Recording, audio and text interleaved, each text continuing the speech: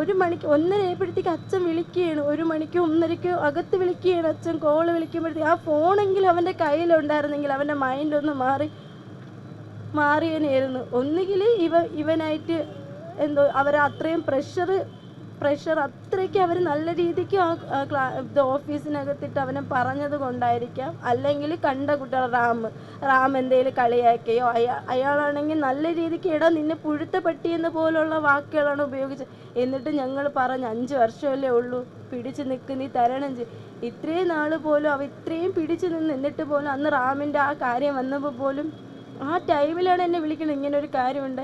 അപ്പോഴും ഞാൻ food കഴിച്ചുകൊണ്ടിരിക്കുന്നത്. 2 minute ഇപ്പോൾ. എന്നിട്ട് എനിക്ക് ഫുഡ് കഴിക്കാൻ പറ്റുന്നില്ല, കാര്യം മറ്റൊരു സ്ഥലത്ത്. എന്നിട്ടും പറഞ്ഞു എനിക്കിനി പഠിക്കാൻ പറ്റൂല, അവിടെ പോയി പഠിക്കാൻ പറ്റൂല എന്ന് പറയുകയാണ്. എന്നിട്ട് ഞങ്ങൾ പറയുന്നത് നിനക്ക് ഞങ്ങളിന്നില്ലെങ്കിൽ നാളെ ആണെങ്കിൽ നിനക്ക് ഇത് വേണ്ടേ, നിനക്ക് രക്ഷപ്പെടേണ്ടേടാ, നിനക്ക് ഈ വീട്, നിനക്ക് അമ്മയും അച്ഛനെയൊക്കെ നോക്കണ്ടേ. എപ്പോഴും ആ ഒരു ചിന്ത മാത്രമേ ഉണ്ടായിരുന്നുള്ളൂ. എൻ്റെ അച്ഛനും അമ്മയും എനിക്ക് നോക്കണം, സ്വന്തമായിട്ടൊരു വീട് പോലും ഇല്ലേടി.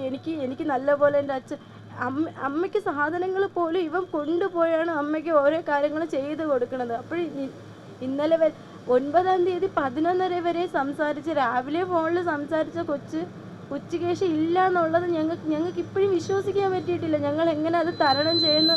ഇതുവരെ ഞങ്ങൾ അതിൽ നിന്നൊന്ന് കുറച്ച് പോലും ഒരു സംഭവത്തിന് ഇതുവരെയും.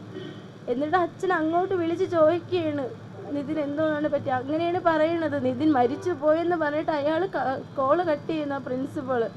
അതിന് മുന്നേ അയാൾ പറയുന്നതെന്ന് പറഞ്ഞാൽ ഞങ്ങളെല്ലാം കോൾ ചെയ്തു, എല്ലാവരെയും കോൾ ചെയ്തപ്പോൾ എങ്ങനെയാണ് ഒരുപോലെ സ്വിച്ച് ഓഫ് ആയിരിക്കുമോ ഫോണ്. അയാൾ പറയണതാണ് ഫോണ് എല്ലാവരെയും കോൾ ചെയ്തിട്ടുണ്ട്, അല്ലെങ്കിൽ ഓക്കെ. അച്ഛനും അമ്മയെ വിളിച്ച് സ്വിച്ച് ഓഫ് ആണെങ്കിൽ നിതിനടുത്ത് നിൽക്കുകയല്ലേ, നിതിൻ്റെ അടുത്ത് ഒന്ന് പറഞ്ഞാൽ പോരെ. ചേച്ചിയുടെ ഹസ്ബൻഡിനെ വിളിച്ച് എന്നിട്ട് ചേച്ചിയുടെ ഹസ്ബൻഡിന് ലോൺ എടുത്ത് കൊടുത്തെന്ന് വരെ ഇവർ വരുത്തി തീർക്കാനാണ് നോക്കുന്നത്. കാര്യം ഇതൊന്നും ഒരിക്കലും സത്യമുള്ള കാര്യമല്ല. ഓരോ കാര്യങ്ങൾ എനിക്ക് ഇത്രയെങ്കിലും ഓരോ കാര്യങ്ങളും പറഞ്ഞു തരണമെന്നുണ്ടെങ്കിലും ഈ ഒരു തെളിവെങ്കിലും ഞങ്ങളുടെ കയ്യിലുണ്ട്. അല്ലെങ്കിൽ ഇവരെന്നേ കോളേജ് ഇനി ഒരു കുട്ടിക്ക് ഇതുപോലെ ഒരു കുട്ടിക്ക് ഉണ്ടാവാതിരിക്കാൻ ഇത്രയും പെട്ടെന്ന് ഇതിനൊരു നടപടി എടുത്തു കഴിഞ്ഞാൽ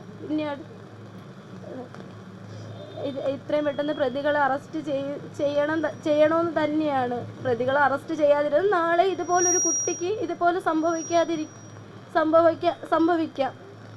ഉറപ്പായിട്ട് ഇതുപോലെ സംഭവിക്കാം. ഇതുപോലുള്ള ആൾക്കാരെ വീണ്ടും അവിടെ വെച്ചുകൊണ്ടിരുന്ന് കഴിഞ്ഞാൽ നാളെ ഒരു കുട്ടിയുടെ ജീവൻ. കാരണം അവർ മാനേജ്മെൻറ്റ് ആയതുകൊണ്ട് അതാകുമ്പോഴത്തേക്ക് അവർക്ക് ലക്ഷങ്ങൾ കിട്ടും. ഈ മെരിറ്റിൽ പോകുന്ന കുട്ടികൾക്ക് അവർക്ക് ഗവൺമെൻറ് കൊടുക്കുന്ന സ്റ്റൈഫൻഡ്, പിന്നെ അതിൽ നിന്ന് പോലും ഈ മെസ്